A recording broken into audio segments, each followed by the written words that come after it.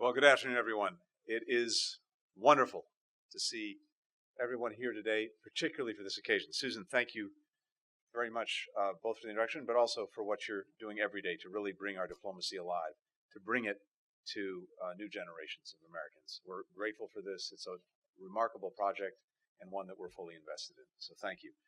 And Mr. President, so good to have you again in Washington.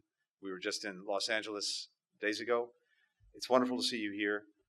It's an opportunity in a small way for us to return the hospitality that you've extended to us over this past year and a half, including my own visit to Bogota last year, and also to celebrate a truly joyous occasion. Maybe we'll do away with the microphone and I'll try and project. The 200th anniversary of our bilateral relations that we're celebrating today. I guess we're giving new meaning to Juneteenth next week as well. And Mr. President, I really wanted to thank you again publicly, as I just did privately, for not just your participation in the Summit of the Americas, but for Colombia's leadership in the Summit of the Americas. We got a lot done for the people of our hemisphere over those 3 days in Los Angeles, and in no small measure because of Colombia's leadership, including on the Migration Declaration, which I may say a few additional words about in a few minutes. But that leadership, as always, was invaluable. Our partnership, as always, was invaluable. And I'm grateful to you. President Biden is grateful to you for that partnership. Mr. Ambassador, Ambassador Pinzon, friends for a long time. It's great to have you here today. Other colleagues from across the government of Colombia. So I know this is only one in a series of events that have been organized to celebrate our 200 years. We're grateful to our colleagues from Colombia for actually, in a sense, hosting the event today, co-hosting it with us. Our team in Bogota is also extremely active in organizing celebrations in multiple Colombian cities over the coming days. And finally, let me say to our colleagues who are here from the Colombian and American private sectors, thank you for being here today. Thank you for your work every day to strengthen ties between our countries. The economic bonds that bind us together are strong and growing stronger. And of course, it's a profound benefit to the people in both of our countries.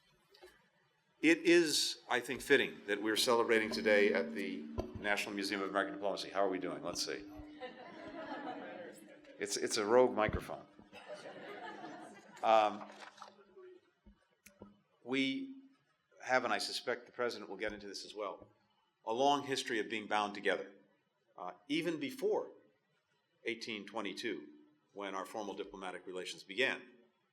From 1806 to 1807, Simon Bolivar spent 6 months in the United States, traveling the East Coast from Charleston, South Carolina, up to cities along the coast, before, of course, leading the independence movement in South America.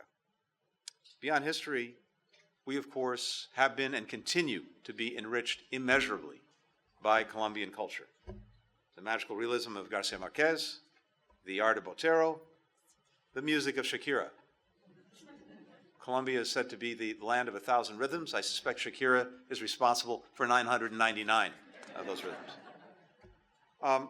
But to the point that Susan made, and I think it's really important, this is a relationship that has remained strong over 200 years, even in the most challenging times. And that speaks volumes. A few decades ago, Colombia's entire future was on the line, under assault, from drug cartels and insurgent groups. Conflict ravaged the nation.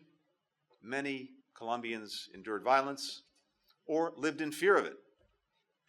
And of course, at that time, huge unemployment as well, economic difficulties. We came together, the United States and Colombia, and I see leaders of that effort in this room today. We undertook Plan Colombia. We ended half-a-century campaign to topple the Colombian government, as well as a war that killed more than 200,000 people. Plan Colombia became Peace Colombia. And though many issues remain, Colombia has expanded access to education, to jobs, other social services in its rural areas, and to the country's underserved communities, including indigenous and Afro-Colombian communities, reformed land laws, established institutions like the Disappeared Persons Unit. Much work remains, but it is a remarkable thing, especially at a time of so much challenge around the world, to see the commitment, the enduring commitment that Colombia has made to peace and progress. Last month, we saw the strength of democracy in action. I think you had the highest turnout for the first round of presidential elections in memory. Regardless of the results, the United States looks forward to working with the next administration to continue the progress that's underway and the relationship that generations of our officials and our people have built together. Let me just say a few words before turning it over to the President.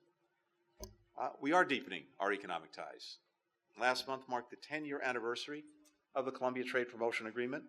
That has helped double U.S. agricultural exports to Colombia while making the United States the top importer of agricultural goods from Colombia. Last week in Los Angeles at the Summit of the Americas, President Biden announced the Americas Partnership for Economic Prosperity. We will work closely with countries across the region, including Colombia, to remove barriers to investment, to accelerate economic growth across our hemisphere, while ensuring that the gains of growth are more equitable, because we know that even as our economies grow, so have gaps between the rich and poor, and we're determined to address that. We're advancing our shared security together. Our partnership over the years has allowed U.S. and Colombian security forces to work together. Ambassador Pinzón and I worked on this some years ago. We now see the benefits in the work Colombian security forces are doing to train others throughout the hemisphere. Colombia has become an exporter of security in our hemisphere, and that matters.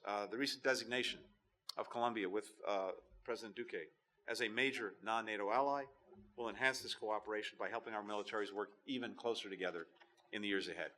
And this partnership, besides being a bilateral partnership, besides being a regional partnership, is increasingly a global partnership.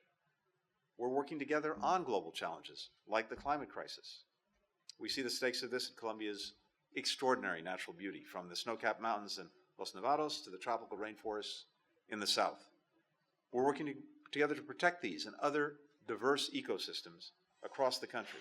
For example, through Amazonia Connect, also announced at the Summit of the Americas, this initiative will work to reduce deforestation across the Amazon, the lungs of the hemisphere, and an unmatched source of biodiversity. In my visit to Bogota last year, I had a chance to talk to a group of young Colombians who asked me about several other areas where our countries work together, from creating safe pathways for migration to promoting understanding through culture and education. So I had one conversation with someone from a much younger generation and a much more talented musical background. Juan Carlos Mindinero is an Afro-Colombian musician from Tumaco who told me about his work using music to promote peace and to address some of the most difficult issues in his community, like racism. His work reminded me in so many ways of the songs of the civil rights movement in the United States, which played such a key role in inspiring and mobilizing ordinary people to act. And when it comes down to it, that is really one of the most beautiful things about democracy. Ordinary citizens confronting the toughest challenges that we face out in the open. And ultimately, these dedicated citizens are what give me the most optimism for the future of the relationship between Colombia and the United States. People who believe in the bonds between our countries, who stand ready to continue to grow them, to make their own governments and the relationship between them even better, even stronger in the years ahead. That's what really drives this. So, let me simply say to everyone present, because in various ways, virtually everyone here has been involved in this relationship, thank you for the commitment to this work. And, simply put, Mr. President, friends and colleagues, here is to the continued friendship between Colombia and the United States. We could ask for no better partner, no better friend in the world. Mr. President, over to you.